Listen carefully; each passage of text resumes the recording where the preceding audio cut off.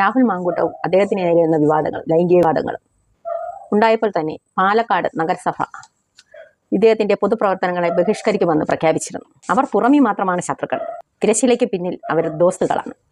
പുറത്തവർ കോഴിയുമായി സമരം ചെയ്യും, പക്ഷേ തിരശ്ശീലയ്ക്ക് പിന്നിൽ അവർ ചായ പങ്കിടും.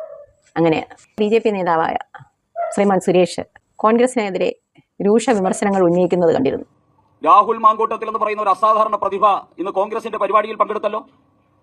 രാഹുൽ മാങ്കൂട്ടത്തിൽ ഒരു MP-യുടെ മകളെ അപമാനിച്ച് പീഡിപ്പിച്ച കോൺഗ്രസ് നേതാവ്, മന്ത്രിമാരുടെയും കോൺഗ്രസ് നേതാക്കന്മാരുടെയും ഭാര്യമാരെയും മക്കളെയും പെൺമക്കളെയും കേരളത്തിൽ ഓടി നടന്ന് അപമാനിച്ചുകൊണ്ടിരിക്കുന്ന നികൃഷ്ടനായിട്ടുള്ള ഒരു വ്യക്തി MLA ആണ്. അയാളെ കൊണ്ട് MLA സ്ഥാനം രാജിവെപ്പിക്കാനുള്ള ചങ്കൂറ്റം ഈ K മുരളീധരനോ KPCCക്കോ ഉണ്ടായില്ലല്ലോ. അയാളെ ഇന്നും കോൺഗ്രസ് വേദികളിൽ ചുമന്നുകൊണ്ട് നടക്കുകയില്ലേ ഈ നാണം കെട്ട കോൺഗ്രസ്?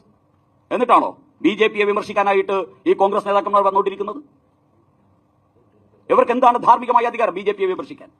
ആ സുരേഷിന്റെ BJPയിലെ ഒരു വനിതാ നേതാവ് പാലക്കാട് നഗരസഭയിലെ സ്റ്റേഡിയം ബൈപ്പാസ് ഉദ്ഘാടനത്തിന് പാലക്കാട് നഗരസഭാ ചെയർപേഴ്സണായ പ്രമീള ശശിധരൻ രാഹുലിനൊപ്പം വേദി പങ്കിട്ടു.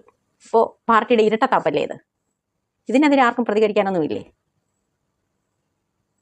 അപ്പന് അടുപ്പിലും ആകാം എന്നതാണോ? ബഹിഷ്കരിക്കണമെങ്കിലും അകത്തും പുറത്തും ബഹിഷ്കരിക്കണം, അല്ലാതെ പുറത്തൊന്ന് അകത്ത് മറ്റൊരു രീതി അത് ശരിയായ നിലപാടല്ല.